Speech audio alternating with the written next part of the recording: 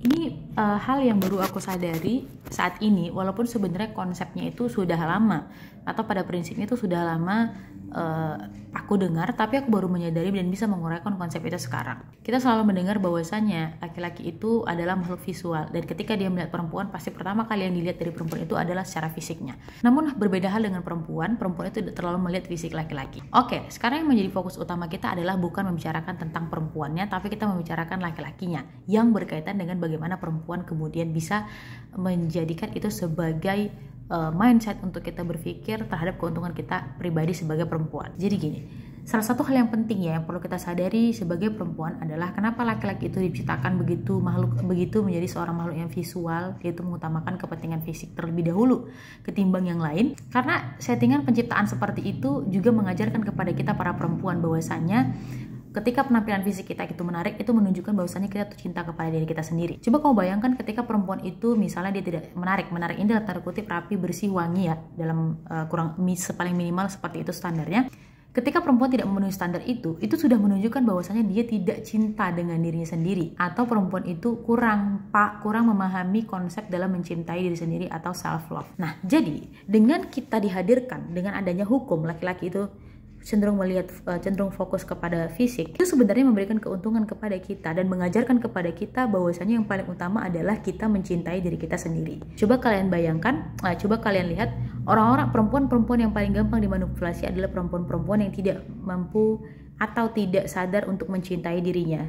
Itulah kenapa kalau kalian misalnya ini agak bahaya untuk dibilang, perempuan-perempuan yang tidak sadar tentang penampilan fisiknya itu biasanya perempuan-perempuan yang gampang dimanipulasi oleh laki-laki.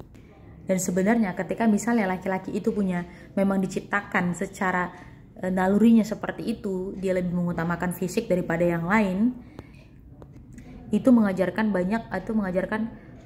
kepada kita untuk kita mengutamakan diri kita sendiri.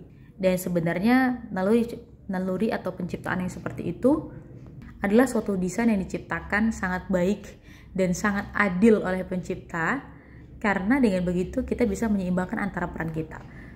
Keadilan itu, kesetaraan itu bukanlah kita berada di satu posisi yang sama, tapi kesetaraan itu adalah ketika kita mempunyai peran kita masing-masing sesuai dengan porsinya. Itulah kenapa teman-teman, jadi konsep berpikirnya seperti ini. Jadi jangan pernah menyesali atau kita mencela, kita tuh ngomong kayak mengeluh, kenapa sih laki-laki tuh fisik aja nggak ngeliat ini.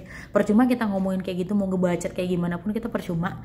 Itu sudah menjadi hukum alam bahwa memang laki-laki itu diciptakan seperti itu, dan kita mungkin tidak akan bisa melawannya. Bisa mungkin, tapi agak sedikit sulit, dan itu membuat kita lelah. Yang paling baik yang bisa kita lakukan adalah kita mengikuti hukum alam itu, dan kita berusaha selaras dengan itu, dan kita menempatkan diri kita di posisi yang tepat, dan kita tetap mengambil kemanfaatan atau keuntungan dari situ. Coba kalian lihat, pernah nggak sih kalian bayangin kalau misalnya perempuan-perempuan yang cantik itu jarang dipekerjakan di tempat-tempat yang kasar. Malah kalian tuh ngeliat nggak sih kalau misalnya perempuan-perempuan yang jelek, kurang mengurus diri, kurang memperhatikan kebersihan diri, itu biasanya kerja serabutan, kerja yang kasar kayak gitu. Tapi kenapa ketika perempuannya cantik gitu, orang tuh nggak tega gitu kalau perempuan itu ngangkat berat dan lain sebagainya. Tapi kenapa ketika perempuan itu jelek, dia kurang mengurus diri, orang tuh nggak bakal tega kalau misalnya perempuan itu ngangkat hal yang berat, ngerjain sesuatu hal yang kotor, pokoknya capek-capek deh kayak gitu.